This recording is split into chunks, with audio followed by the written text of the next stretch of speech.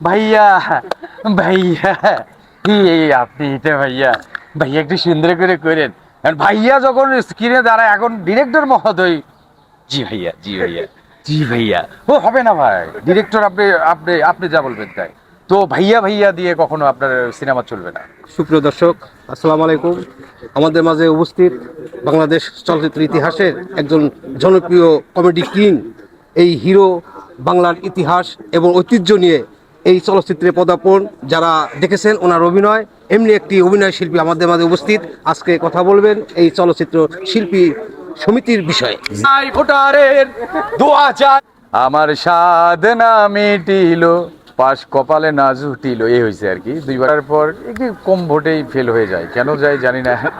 তো এই কারণে এবার একটু ব্যাকডেটেড, আমার পেজগুলো হ্যাক হয়ে গেছে, এই টেনশনে আমি আসলে চাঁদের দেশে চলে গেছি। এখানে যারা নির্বাচন করছে, প্রতি 2 বছর পর পর আমাদের নির্বাচনটা হয়। এই নির্বাচনে সব প্রিয় মুখগুলি নির্বাচন করে, যাদের সাথে একই কাতারে দাঁড়িয়ে, একই লেভেলে দাঁড়িয়ে, একই মুভিতে আমরা শুটিং করেছি। তো সেই ক্ষেত্রে প্রত্যেকেই আমাদের প্রিয়। আমি বেসিক্যালি এখানে আপনাদের বলতে পারবো না যে আমি ওরে ভোট দিব, এরে দিব না, এ আমার সাথে এ করছে, এ আমার শত্রু না। এখানে there are most important candidate is my favourite. প্রত্যাশার জায়গা, হাড্ডাহাড্ডি লড়াই হবে, আর আল্লাহর কাছে দোয়া করি সবাই পাশ করুক। করুক, এই প্রথমবার একটা ইতিহাস ঘটুক যে সবাই পাশ করছে শিল্পী সমিতি নির্বাচনে। এটা সম্ভব না, এখানে বেছে কুছে ভোট দিতে হবে, আমরাও বাছাই করব, আমরাও দেখব আমাদের আমাদের হয়ে কাজ কি করছে, চলচ্চিত্রের জন্য কাজ কি করছে। শুধু নির্বাচিত হইলেই তো সবাই সবার মতো থাকে, চলচ্চিত্রের জন্য একটা মুভির প্রযোজনা একটা ব্যাপার থাকে। একজন শিল্পী যদি প্রযোজক হয় তাহলে এখানে কম করলে একটা মুভিতে 200 জন শিল্পী লাগে। এই 200 জন যদি কাজ করতে পারে তাহলে আর লাগে। তো এরকম একজন শিল্পী আসুক না, যিনি প্রযোজনা করবেন, আমাদের শিল্পীদের নিয়ে কাজ করবেন। কোনো প্রযোজনা সংস্থা যখন একটা মুভি শুরু করছে, সরাসরি আমাদের সভাপতি, আমাদের সেক্রেটারি ক্যান্ডিডেট যিনি আছেন বা পাশ করেছেন তিনি সঙ্গে সঙ্গে চলে যাবেন, গিয়ে বলবেন যে আমার শিল্পী সমিতি থেকে শিল্পীগুলোরে নেওয়া হোক, যাতে করে তারা দুইটা ডাল ভাত খেতে পারে। এখন আমি শিল্পী, আমি চলচ্চিত্র থেকে এসেছি, ইচ্ছে করলে অন্য কোনো পেশা আমি চেঞ্জ করতে পারি না, নাহলে ওই স্বামীর মতো আবার কইতে হবে প্রবাসী বা। মাসুদ পারভেজ, সোহেল রানা স্যারকে মিস করব, আলমগীর স্যারকে মিস করব, উজ্জ্বল স্যারকে মিস করব আমাদের মেগাস্টার সুপারস্টার শাকিব খানকে মিস করব, আমাদের নাইম ভাইকে মিস করব, ববিতা ম্যাডামকে মিস করব, হচ্ছে শাবনুর আপাকে, মৌসুমী আপাকে, ওনাদের মিস করব। তো ওনাদের মতো মানুষ যদি আসতো, আর একটু আলোচনার জায়গা তৈরি হইতো, আর একটু ঝড় উঠতো বাংলাদেশে। বিগত দিনে হয়েছে না, সেটা হয়েছে তো। তো এরকম মানে একটু নির্বাচনের যখন সিনিয়ররা থাকবে, আরও সিনিয়ররা থাকবে, তখন আরও ভালো লাগে। যে এখানে আছে তো সিনিয়রদের মধ্যে সবসময় থাকেন আমাদের রোজিনা ম্যাডাম, তারপরে নতুন ম্যাডাম, ওনারা তো ক্যান্ডিডেট, আলিরাজ ভাই, আফজাল শরীফ ভাই, জাকি আলমগীর ভাই, অনেকেই আছে। সিনিয়ররা যদি চলচ্চিত্রের, ওনারা কাণ্ডারি, ওনারা যদি মুখ ফিরিয়ে নেন তাহলে চলচ্চিত্রের অস্তিত্ব বলে কিছু থাকলো না। কারণ আমরা ওনাদের সন্তান। চলচ্চিত্র শিল্পী সমিতি ইস্টাবলিশ করছে কারা? ওনারাই। সেই ওনারা যখন মুখ ফিরিয়ে নিবে তখন শিল্পী সমিতির অবস্থা নাজুক হয়ে যাবে। তবে ওনাদের উচিত যারা নির্বাচন করছে তাদের পাশে থেকে তাদের পার্টিসিপেট করা বা তাদের সাথে একসাথে এগিয়ে যাওয়া। কিন্তু ওনারা যদি মুখ ফিরিয়ে নেন, এটা সিনেমার শিল্পী সমিতির জন্য ব্যাকডেট। নির্বাচন কিন্তু বিশাল একটা বোঝা, নির্বাচন বিশাল একটা ফ্যাক্ট। আপনি যখন চলচ্চিত্র শিল্পী সমিতি নির্বাচন করতে আসবেন তখন আপনাকে হতে হবে হাই থট, আপনাকে মনের দিক থেকে অনেক উদার হতে হবে, আপনি আর্থিক দিক থেকেও আপনার একটা ব্যাপার স্যাপার থাকতে হবে, এবং প্রতিটি শিল্পীর সাথে আপনার একটা ভালো গুডউইল থাকতে হবে। সেইটা যদি আপনার না থাকে আপনি ক্যান্ডিডেট হয়ে লাভ নেই। সেইটা যদি না থাকে আপনার কোনো লাভ নেই, কিচ্ছু করেও লাভ নেই। এখন ওনাদের সাথে কি আমাদের তো মারামারি কাটাকাটি নাই, তাহলে ওনারা আসলেন না, কেন আসলেন না? আর বাপ্পা ভাই হুট করেই চলে গেলেন, বললেন ফ্যামিলি সময় দিতে হবে বা ব্যবসার জন্য পারবো না, এগুলো। তাইলে আপনি এটাই করবেন, তাহলে আইলেন কে? আপনি লোক হাসাইলেন, এটা হয় না। এটা অনেক কষ্ট পাইছি যে বাপ্পা ভাই থাকলে আর একটু ভালো হতো। অথচ আমাদের ওনার সেম ক্যান্ডিডেট শিবা শানু ভাই কিন্তু ওনাকে নিয়ে অনেক সুন্দর কথা বলছে। যে বাপ্পা ভাই কিন্তু অনেক ভালো মনের একজন মানুষ। তো তারপরে উনি চলে গেলেন কেন জানা নেই। এই বিষয়টা নিয়ে কাজ হয় না, সবাই কেন জানি উদাসীন। একটা মুভি হইলে যদি প্রযোজনা সংস্থার কাছে আমাদের শিল্পী সমিতির সভাপতি সেক্রেটারি গিয়ে বলে আমাদের শিল্পী সমিতির শিল্পীদের নেওয়ার চেষ্টা করবেন ভাই, তারা শুনবে না? এই সভাপতি সেক্রেটারি বলে গেছে, শুনবে না? অবশ্যই শুনবে, কিন্তু তারা কি হয়, একটু উদাসীন হয়ে যায়। তবে আমি এখানে এখন যারা নির্বাচিত হবেন, এই নির্বাচিত সভাপতি সেক্রেটারির কাছে আপনার তরফ, থ্যাংক ইউ, আপনি ভালো একটা কথা বলছেন, অনুরোধ রইল আমাদের রেমুনারেশন, আমাদের পারিশ্রমিকটা অবশ্যই সিলেক্ট করে রাখবেন। প্রয়োজনে grade by grade A B C D E F G H যতগুলো আছে এইগুলির মধ্যে ডিসাইড করে দিবেন, যাতে করে তারাও নিতে হ্যামারিং না হয়, তারাও একটা জড়তার মধ্যে না যায়, তাদেরও যেন একটা ভিতরে ফিলিংস থাকে যে না ঠিক আছে, উনি হলো কথা বলতে বলছেন আমাদের আমাদের শিল্পী সমিতির এই পারিশ্রমিক এই, ওনার পারিশ্রমিক এইটা, এইভাবে। কারণ এইটা হলে আমাদের সুবিধা হয়। আজকাল অনেকে আমাদের ছবিতে নেয় না, কেন নেয় না? ওই যে আমাদের গ্যারান্টেড নাই, তো আমাদের গ্যারান্টেড নাই। আমি চিকন আলীকে পেমেন্ট দিতে গেলে ওনারা কেঁপে ওঠেন, কাঁপাকাঁপি শুরু হয়ে যান। কেন? এই কারণেই যে আমার টাকা দিয়ে ওনারা হলে 30টা শিল্পী নেন, রাস্তা থেকে ধরে এটা কমেডিয়ান বানায়, এত সোজা ভাই। আর আমাদের ছবিগুলোতে এখন হয়েছে একটা যে 2.5 ঘন্টা ছবির মধ্যে 1.25 ঘন্টায় নায়ক, এই সিনে নায়ক, ওই সিনে নায়ক, ড্রামায় নায়ক, গানে নায়ক, ইয়েতে নায়ক। আরে ভাই এত নায়ক থাকা যাবে না তো। নায়ক সিচুয়েশনে আসবে, নায়ক পরিস্থিতিতে আসবে, নায়ক একটা অবস্থানে চলে আসবে, এন্ট্রি করবে স্ক্রিনে প্রত্যেকবার। আর চোখ ঘুরালেই নায়ক, চোখের পোল্টি দিলেই নায়ক, এত নায়ক আসবে না ভাই।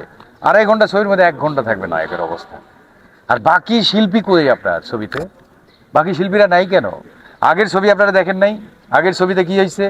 রাজ্জাক স্যার ছিল, আলমগীর স্যার ছিল, শাবানা ম্যাডাম, অন্ধপ্রেম, রাজীব ভাই, বড় বড় কাস্টিং, প্রত্যেকটা সিনে সিনে আসতো, আর্টিস্ট রিভিল হইতো, এবং লাস্ট রিল পর্যন্ত একটা শিল্পীর আবির্ভাব ঘটতো, সেটা চমক থাকতো। আর এখনো সেই চমক আছে?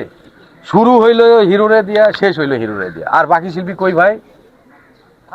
Where is there? তো এইভাবে আমাদের কাস্টিং ভ্যালু থাকতে হবে, আর্টিস্টের পরিচিত ফেস। আমার বাংলাদেশে দর্শক আছে না? আমার দর্শকগুলো হলে গেলে টাকা কে পাবে? প্রযোজক পাবে না? কে পাবে?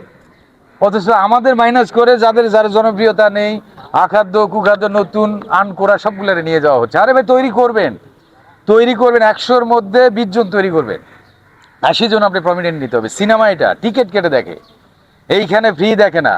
ওই ছোট পর্দায় যেটা কাজ, স্যাটেলাইট চ্যানেল, হাতে রিমোট, পাশা চুলকাইতেছে আর চেঞ্জ, তার এটা ভালো না, এটা না তো ভাই। সিনেমা আপনি ফিক্স মানে চালিয়ে দেওয়া হয়েছে, আপনি দেখলে দেখবেন, না দেখলে না দেখবে। আমি রাইট? এই যুগ আর এই যুগ ভাই, তখন নেট ছিল না।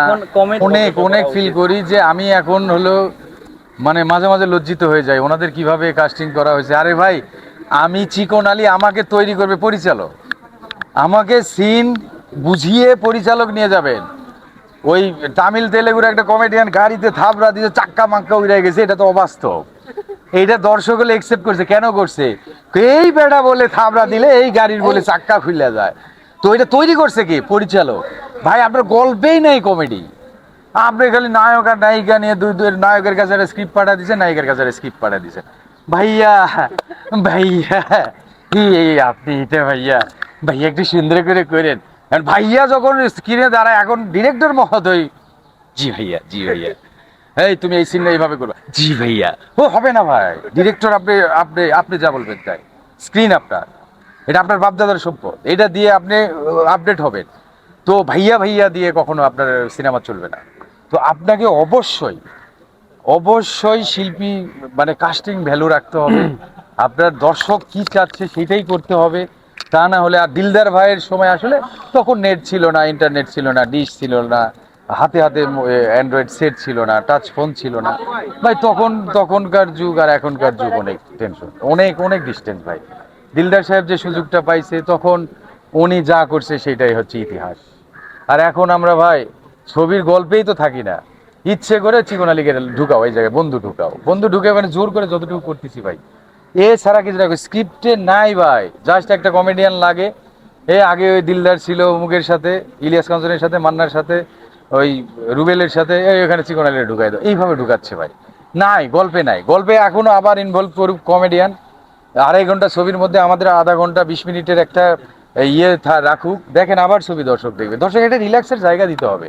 ওই রিল্যাক্সের জায়গা দিলদার সাহেবের আমলে ছিল, টেলিসামাদ সাহেবের আমলে ছিল, আনিস সাহেব, খান, জয়নুল স্যার, রবিউল স্যার, ওনাদের আমলে ছিল। এখন আর নাই।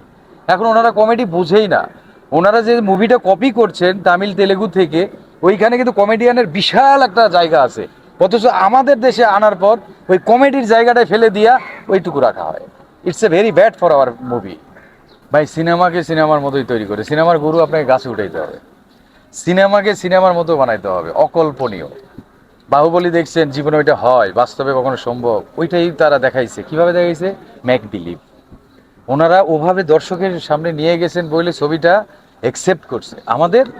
আমাদের দেশে এখন যে বাজেটের ছবি, একমাত্র শাকিব খানের ছবি ছাড়া অন্য কোনো ছবির বাজেট আপনারা খুঁজে পান? নাই। লাখ টাকার প্রজেক্ট এখন এখন কোটি কোটি কোটি কোটি টাকার প্রজেক্ট হয়ে গেছে ইন্ডাস্ট্রি। এখনো যদি আমরা তামিল, তেলেগু, ওই কন্নাডা, মালায়ালাম এদের মতো করে ছবি বানায়, আমাদের দেশের দর্শকরা ছুটবে। আবার নতুন করে হল তৈরি হবে ব্যবসা দেখা। আগে কি হইতো, 700 হল থেকে 1200, 1200 থেকে 1500, তারপর 2200, 2500 হয়েছিল না, 3000 পর্যন্ত হয়েছিল। কেন? অন্যের ব্যবসা দেখে আরো 10জন হল বানানোর প্রবণতা তৈরি হয়েছে। ওই রকম ছবি বানাইতে হবে। এখন আমাদের দেশে ছবি হতে হবে হলো 20 কোটি, 50 কোটি টাকা, যদি তাদের মতো করতে চান। কিন্তু এর নিচে আপনি পারবেন না, দর্শক হলে ফেরাতে পারবেন না, কারণ বাজেট নাই। বাজেট ছাড়া ছবি হয় না। শাকিব খানকে ঈদ কেন্দ্রিক ছাড়া দেখতে পারেন না। কেন পারেন না? ঈদে ছাড়া যে ছবি চলে না। ঈদে হলো মানুষ হলো একটা ছুটি পায়। কতদিনের ছুটি পায়? ঈদের ছুটি পায় হচ্ছে আপনার 7 দিন, 8 দিন, 10 দিনের একটা ছুটি থাকে। ওই ছুটিতে মানুষ আত্মীয়র বাড়িতে যাওয়ার পর টায়ার্ড, দেন একটা বিনোদনের জন্য সিনেমা হলে যায়।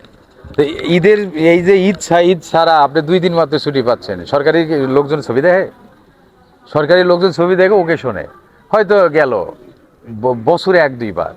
কিন্তু যারা সিনেমা দেখে তাদের ছুটি হচ্ছে মোটে একদিন, শুক্রবার। ওই শুক্রবার দিন। এই জন্য এখন আমাদের দেশের সিনেমা হল কম, ওভাবে দর্শক দিয়ে তো আপনি বেনিফিট পাবেন না। এই জন্য ঈদের বাইরে ছবি রিলিজ দেওয়া হয় না। এখানে হয় এফডিসিকে একটা আলাদা একটা তৈরি করে, প্রি ফিল্ম প্রথা আগে ছিল যেটা, সেটা চালু করতে হবে। আপনি সিনেমাতে এত টাকা দিয়ে সদস্য হইবেন, হল থেকে টাকা আসলে ওটা শোধ হয়ে যাবে। কিন্তু হল তো নাই, তখন তো হল ছিল 1200, এখন তো হল নাই। প্রি ফিল্ম প্রথা চালু করলেও আবার হল থেকে তো টাকা আসবে না। কয়টা হল? এই হল দিয়ে তো আবার আপনার প্রযোজকের টাকা উঠবে না, এফডিসির টাকা উঠবে না। এফডিসিকে কম বাজেটে সব সুযোগ সুবিধা দিতে হবে, নয়তো বিগ বাজেটের ছবি করতে হবে। এক একটা সিনেপ্লেক্স বা এক একটা হলে চলবে হলে 1 মাস 1.5 মাস। না, এটা তো উনি বলছে যে না, যেটা ফেসবুকে আসছে, সোশ্যাল সাইটে আসছে বা পত্রপত্রিকা আসছে, তেমন কিছুই ঘটে নাই। এখানে জাস্ট একটু কথা কাটাকাটি, তর্ক বিতর্কে, এইটুকু। সে কখনো মানুষের ক্ষতি করে না, তা আমরা ক্ষতি করবো না। রাজনীতি আমরা শিল্পীরা করতে পারবো না, সবাই করতে পারবে, এটা হলো ব্যাকডেটেড কথাবার্তা। এগুলো কিছু নেতারা পারবে না আমাদের সাথে বইলে এইসব কথা বলে, ভয় পায়। ভাই, ইস্যু হচ্ছে তার একটা স্ক্রিনশট, তার স্ত্রীকে সে লেগেছে, তুই মরে যা, তুই মরলে আমি খুশি হবো, এই তো, এই একটা ইস্যু। এই ইস্যুটাই শুধু কি, নাকি আরো অনেক কিছু ছিল? একটা ফ্যামিলিতে ভাই ঝড় উঠে যায়। সালমান ভাই, তার ফ্যামিলির কারণে তো আর সালমান ভাই নাই।